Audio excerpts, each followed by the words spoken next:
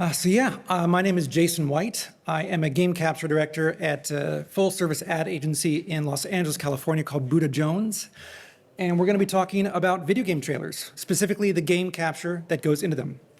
Now, a quick show of hands. Who here is a developer? Fantastic. And who here works in marketing? All right, a couple of you. And who has some experience with either photography or filmmaking? Nice. All right, good. All right.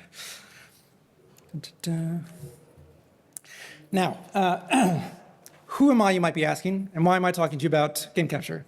Oh, sorry, that is an old photo. There we go. All right, so that's me.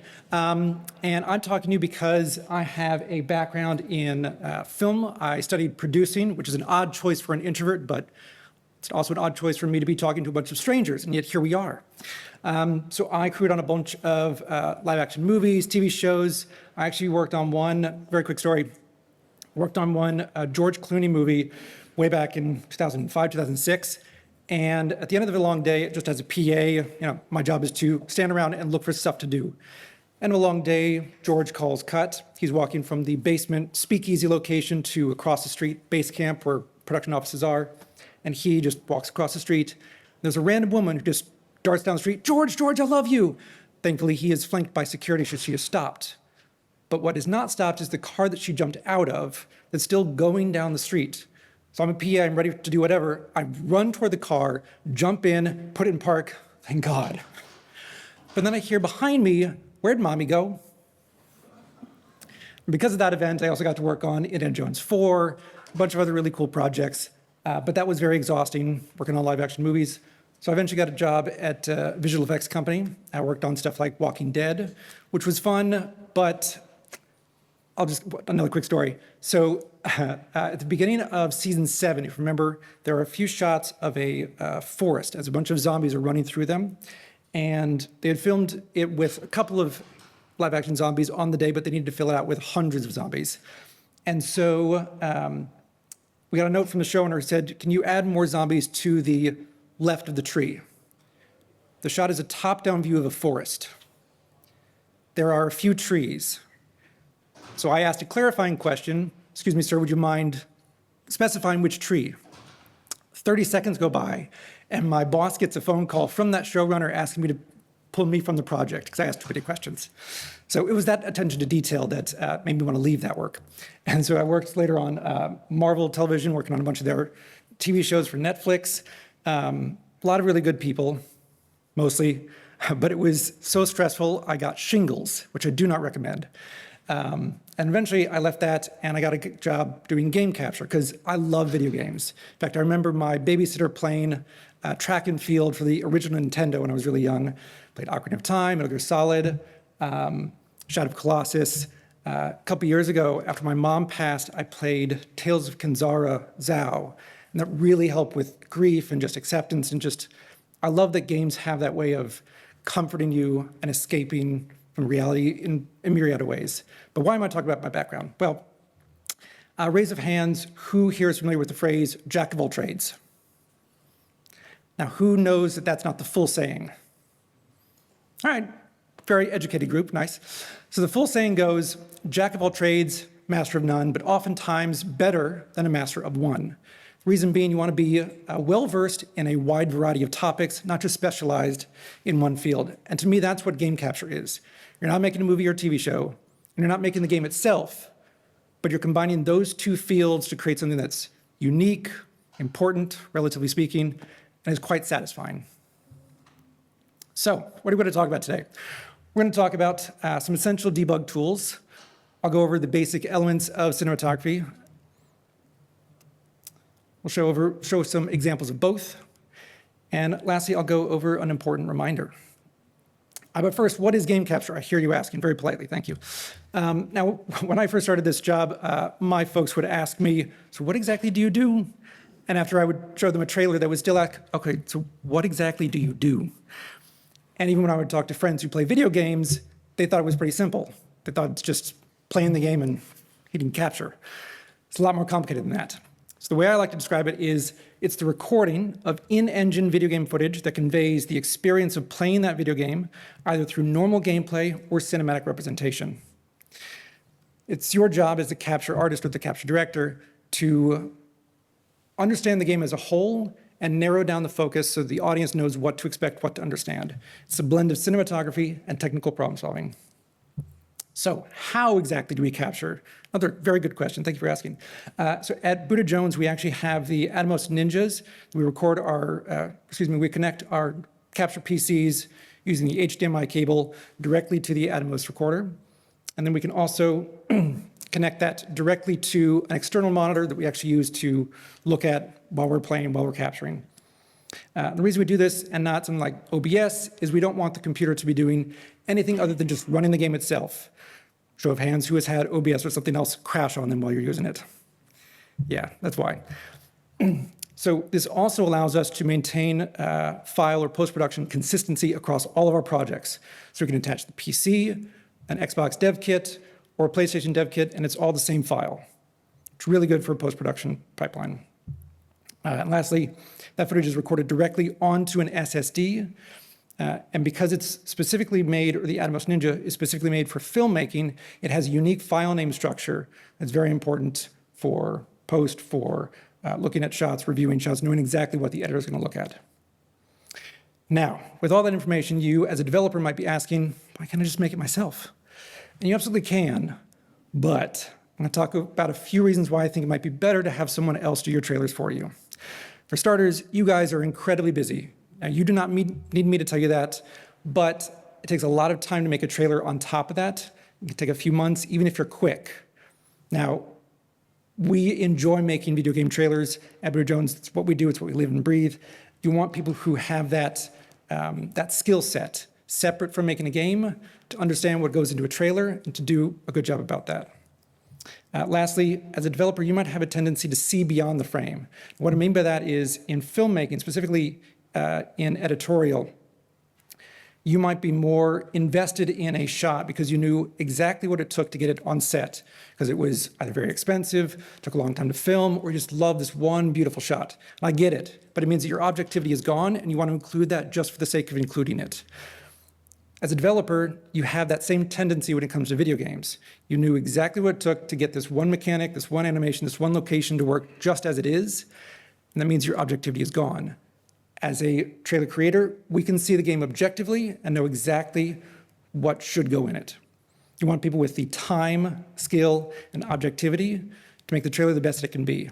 Now, those people should be open, curious, and engaged with the game in the way that you want your ideal players to be at. And we'll go back to those adjectives a little bit later. So let's start with the first process when we're making a trailer, the debugging process. Now, you need to understand exactly what goes into the game, what the developers use to make the game, and these tools help us to take the game as it exists, but break it just enough so that we can make it a bit more cinematic, a little bit more creative, and just a lot easier to capture with. Now, most of my experience is with games made in Unreal, but these principles are good for any engine you might be using. First one's very basic. It is the HUD on-off toggle. Just makes the image a lot cleaner, a lot easier to see at a glance. When a viewer is looking at the trailer for the first time, they don't need a lot of gack on the screen. Now, the exception to this is if you have either really unique UI, say that fast 5 times, or a specific gameplay mechanic that requires you to show, that on-screen information. You can have an argument to leave that on for sure. Next, you got to turn that music off. Very sorry. The music sounds great while you're actually playing the game, but it's a little bit different when you're capturing for a trailer for 2 reasons. For one, the gameplay trailer is going to have its own score. And you don't want the game of the music and each individual clip to be competing with the music of the trailer itself. Secondly, if an editor wants to pull a specific sound effect or a voice line from your game capture, they can't do that if there's music playing underneath. Next, it's a very obvious one, God mode. Just makes it a lot easier to capture with, especially when you're working with very uncooperative NPCs. The xenomorphs are not nice. They're method actors. All right, next, if you want to make your game trailers a little bit more cinematic, there's one tool in particular that really helps you achieve that, and that is the debug camera or the free cam. And this allows us to use the full gamut of filmmaking techniques, a few of which we'll go over in a second, but it really helps your trailer stand out on its own and appear a little bit more cinematic and connect on a more emotional level. Next is slow motion, or the ability to play and capture your game at anything less than full speed. At Bitter Jones particularly, we capture and record everything at roughly half speed or 50%. And the reason for this is a couple of different ways. One, most of the trailers that come out are for games that have not come out yet. They haven't been finished. They haven't been optimized. And so your frame rate's not going to be exactly what you want it to be. Recording it at 50% and then playing it back at 200 means that you'll potentially record some duplicate frames, but if you speed up that playback speed to what it should be, you can remove those duplicate frames you got in the recording process. This also assumes that you are recording on an external recorder as opposed to using something in OBS. A second reason you want to use slow motion is because your editor can then speed ramp some of those takes so it can be a little bit more impressive, like your Zack Snyder making the next 300, or they can time things out just enough so that an action can hit on the beat of your music. Now, this third one is a little bit more complicated than three, but it is the depth of field. It is the intentional distortion or blurriness applied to an image. This helps make it look like it's an actual film lens recording your game. And the reason for this is because it not only makes it look a little bit more cinematic, but, and honestly, it can hide a lot of sins. If you look at the top right example of Naue with the snow monkey, we wanted to include wildlife in some capacity, but snow monkeys don't look awesome up close. But if we have a little bit of blur, it looks fine. Another thing that depth of field allows you to do is it allows you to be more cognizant of the image as a whole and recognize the foreground, midground, and background of every image you capture. If we look at the bottom right, we've got the background building. It's giving us a little bit of scale. We've got a foreground element of one of the dancers who's going to wipe frame, and Naue in the midground who's in focus. She's clearly the focus of the shot. Now, the earlier you can think about adding debug tools to your project, the better and more cinematic your trailer is going to be, and the more production value your game is going to seem to have when it's being viewed by the public. Now, these are just three little examples of an ImGUI from a AAA game that has used the same architecture for years. They've got windows for the camera, for the weather, for the seasons, for animation, for spawning. You do not need all of this, but the more you have will help. Yeah. There we go. All right. So now talking about cinematography, we're going to acknowledge that video games are different from movies and TV shows for sure, but they share a lot of similarities in their visual representation, and the trailers more so. What I mean by that is trailers, movies, and TV shows all share similar language and similar goals. They need to be entertaining. Most of them are trying to tell a story, and let's be honest, some of them are good.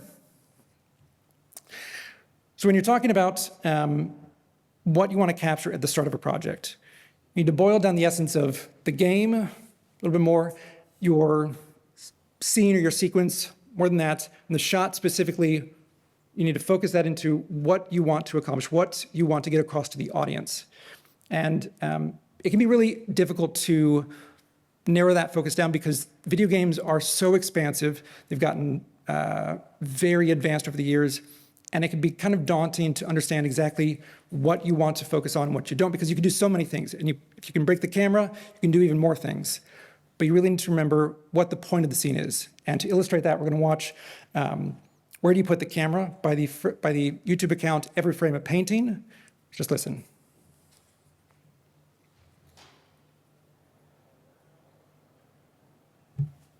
Good hour and 15 minutes to figure out how to shoot. The scene wasn't important. What was being said wasn't important. God, I think I lost my card. Are you serious? Oh, Jesus, I'm so stupid. You are so stupid. You know. Even though a scene might have 5, 10, 15 things going on, it is ultimately about one thing. And so I just sat down at a certain point and I thought, okay, what's the scene about? What is the scene about? The scene is about a guy in the cart. That's what the scene is about. And as soon as I figured that out, designing that shot was easy. And Soderbergh has placed the camera to direct the audience's attention to that one thing. But it's really that simple sometimes. Like, what information do we really need to get out of this scene? It's that ability to narrow your focus that will allow your viewers of your trailers to narrow their own focus and stay intent on understanding exactly what is happening. What is the point of the shot that they're trying to get across? What do they need to understand about your game? All right, so now that you know what your shot is about, how are you going to frame it? And there are myriad of ways that we can talk about framing an image. We're definitely not going to cover all of them today. But I'm just going to list a couple that have really helped me over the years and are just easy to accomplish. For starters, this one is center framing, kind of self-explanatory, but it's really useful for hero shots, things that need to stand on their own. One other thing to keep in mind is the camera height. Want the hero to be a little bit more impressive, more heroic. Lower down the camera and tilt the lens up a little bit. Raise of hands, who here knows what this one's called? Yeah, this is the rule of thirds. Now, everyone who's taken a photo on their phone has seen these grid lines. These are the rule of thirds guidelines. And the idea behind them is that you want the objects of importance on these lines with the subject of most importance at the intersections of those lines, and becomes an immediately pleasing image. Next, we have frame within a frame. This one's fairly fun, but it's a little bit location dependent. In this particular example, I wanted the viewer to be a little bit uneasy as they watched a zombie run down the street through some shattered glass. And lastly, also very dependent on the game itself, but this is a separation between color and tone. The idea being that you want to separate your subject from your background, so it's a lot easier for the viewer at a glance to clearly distinguish between the two. In this example, we've got Nawe jumping off of a building against a very bright red sunset, which makes her a lot more visible, which for a ninja might be against what she's going for, but oh well. Next, we've got lighting. Again, very dependent on the game itself, but while there are a lot of different avenues you could go down for what kind of lighting you want your shots to have, they're usually going to fall under these two categories. The first is the high contrast lighting with a strong key light. That's the primary light in your source, which makes deeper shadows, looks a little bit moodier. And next we've got low contrast, which is a strong fill light. So the key one is lighting most of the scene, and your fill is filling in the shadows. Creates a more evenly lit and overall more optimistic image. Gun to the head notwithstanding. But what if your game doesn't have custom lighting tools? Well, we can still do stuff if we're creative. In this particular example, in Unreal, you can use the destroy target command and just delete a light in the scene that you don't want lighting your character. But then he becomes very dark. So what do? You turn on your player character's flashlight, and now you have a working light in the scene. So figure out ways to be creative in the scene. So even if you're just using the standard Unreal debug camera, you can still adjust your field of view or your FOV. This is your actual camera lens. And for example, in this one, what we did was the normal gameplay field of view is about 90 FOV. And then when I was doing the free cam reverse, narrowed that FOV a little bit so the player character is closer to the lens, it appears much larger on the screen, and it amplifies the effect here. Again, what is the point of the scene? What are you trying to convey to the audience? Here we have the line, or the 180-degree rule. Now, it's a little bit complicated, but in essence, it creates an imaginary line between two subjects, in this case, Yasuke and the Juggernaut here. Now, if we have the camera on one side of the line and do not cross it, it establishes the geography, of the scene for the audience. As long as you maintain that line, stay on one side of the line so that Yasuke is always looking right to left and the enemy is always looking left to right, then you maintain that geography for the audience watching. If you were to cross that line, then it becomes an instantly confusing image. Have you ever been watching something and confused as to which direction the person is walking or facing? It's because they probably crossed this line. If it hasn't been made abundantly clear, game capture is storytelling. You want to ask yourself, as you're making your shot list, as you're putting together shots for your trailer, what are you trying to tell the audience, and what are you trying to convey to them? What's the point of the shot of the scene? What do you want them to feel or understand? One tip I like to do is look at movies or TV shows as inspiration, and then see if I can recreate that in the trailer. Hopefully it fits the same tone and theme you're going for, And yeah, let me know if you can guess which movie I'm paying homage to here.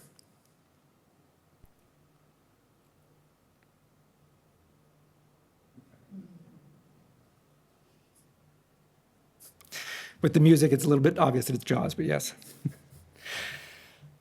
But with all of this talk, I forgot to mention one very important thing, and that's that you need to have fun. We cannot forget that we're making trailers for video games, and the ultimate purpose of this is to sell something that is fun to play. So with that in mind, we're going to do a little bit of a thought experiment. So developers, it's mostly for the marketing folks, but feel free to play along. So imagine you're making a video game trailer. Very fun, very exciting.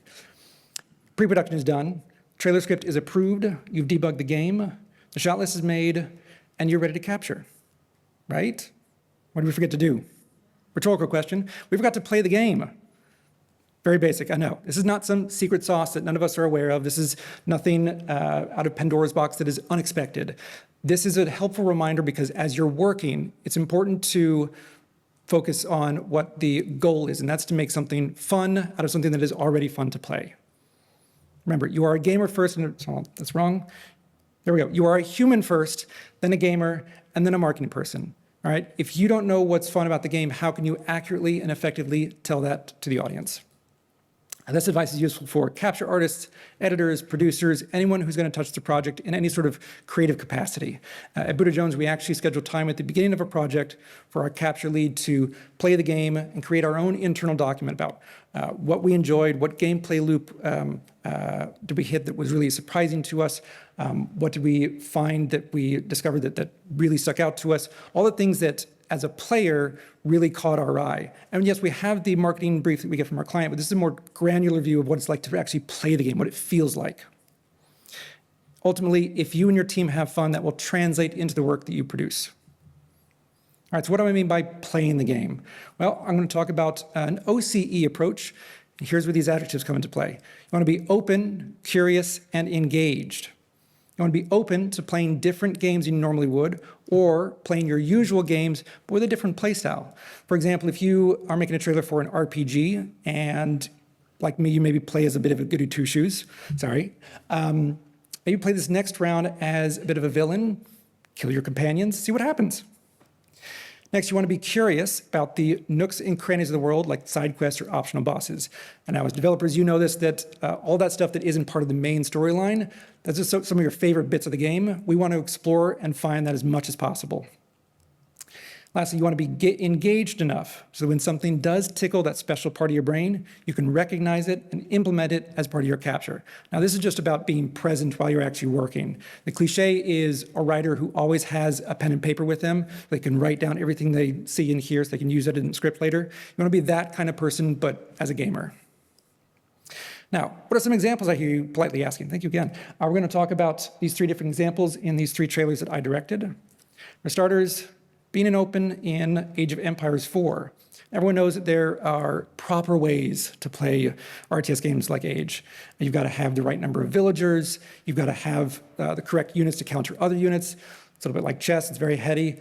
But we still wanted to welcome people who hadn't normally played RTS games before without alienating the hardcore audience, because we know they would leave very politely worded comments usually. So our script focused on showing 4 different civilizations across 4 different ages with increasingly complex mechanics and bigger battles. We showed the troops on walls, the new siege mechanics, the new monk conversion, which was my favorite. It was very dramatic, very serious, very epic, and maybe a little bit stiffy, stilted, scripted. If everyone who's played Age long enough knows, something unexpected will always happen during your games.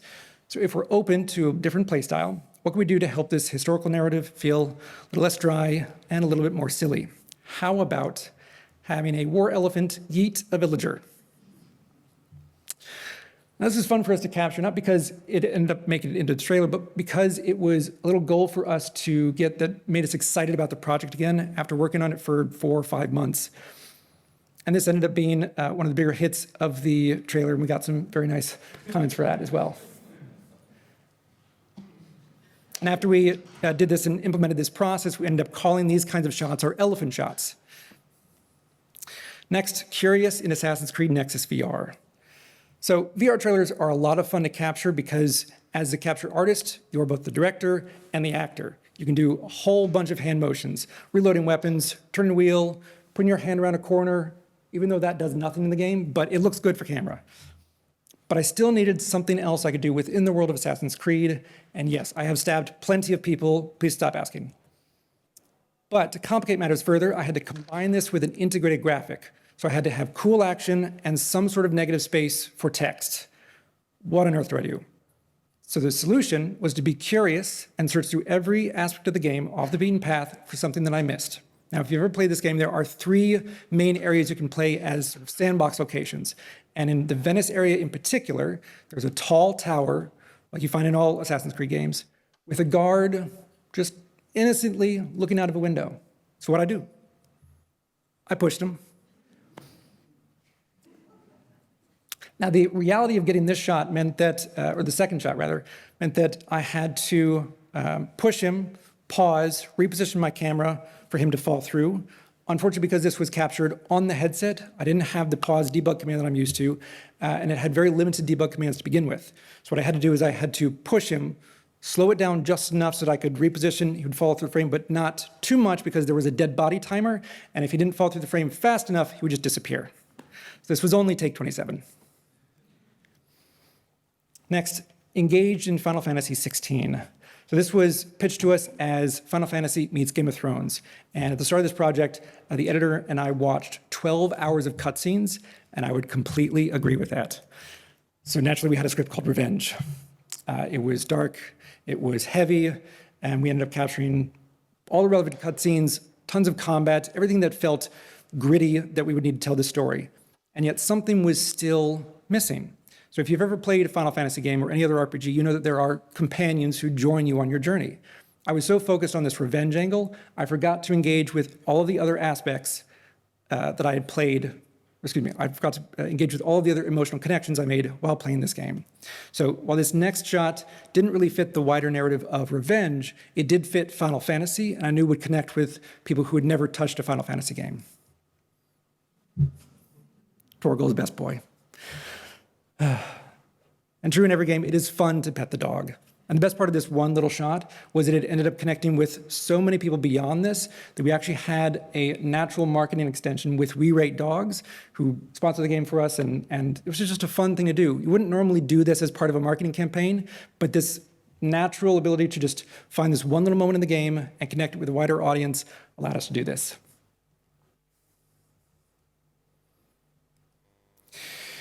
Game capture is storytelling within the world of the video game. Telling the story is how you connect it with a wider audience. As a game capture director, your responsibility is to take this beautiful game that has been made for you, distill it down into its essence in a way that you love and someone else will love as well. Our job is to translate the fun of playing that game into the fun of watching a trailer by having fun while making it. Thank you very much.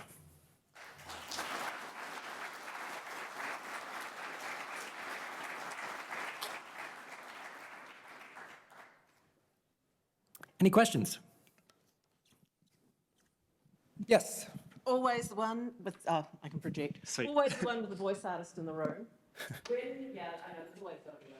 When you do the trailer, do you often hire new ones or do you bring back the existing talent to record the trailer? And secondly, when you're doing the trailer, do you let them have the game run through?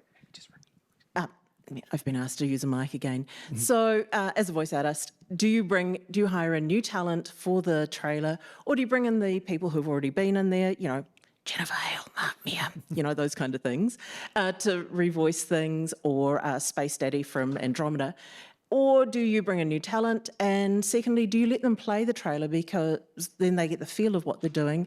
I mean, I know Jennifer Hale is not a gamer, so yeah, this is my question. Yeah, good question. How do you do that?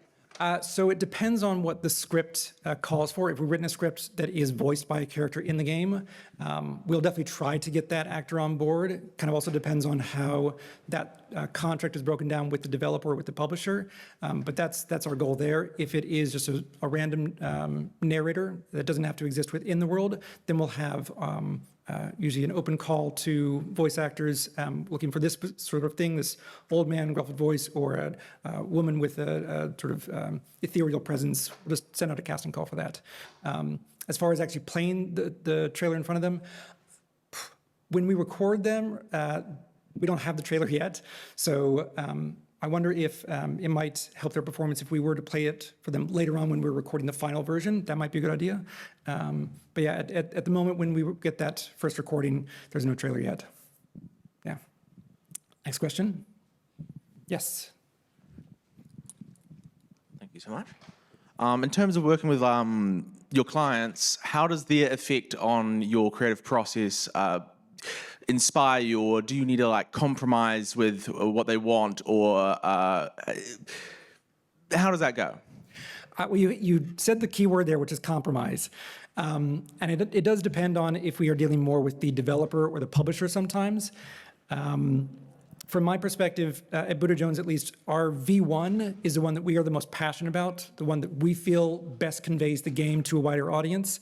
And it's the one that we've maybe taken a few creative swings. After that, there's typically a little bit of a back and forth between us and the client to land on a version that we're all happy with. Depending on the relationship you have with the client, it can be very simple to have one that is sort of locked after V1, but that's rarely the case. Yeah. Next question. Oh, we're running into morning tea a little bit, so one more question. Okay. Yes.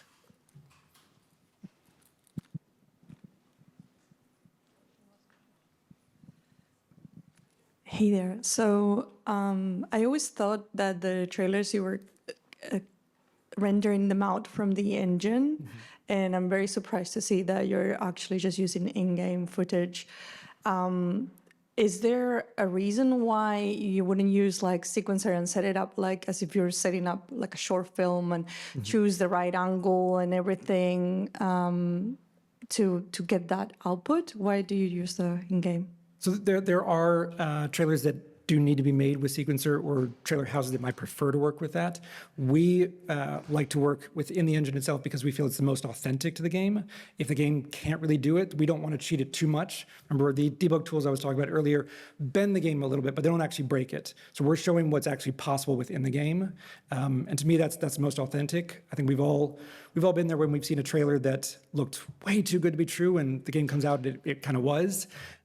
If you make trailers like this, the trailer is going to be true to the game. Yeah. Cool. Thank you all very, very much. Have a wonderful day.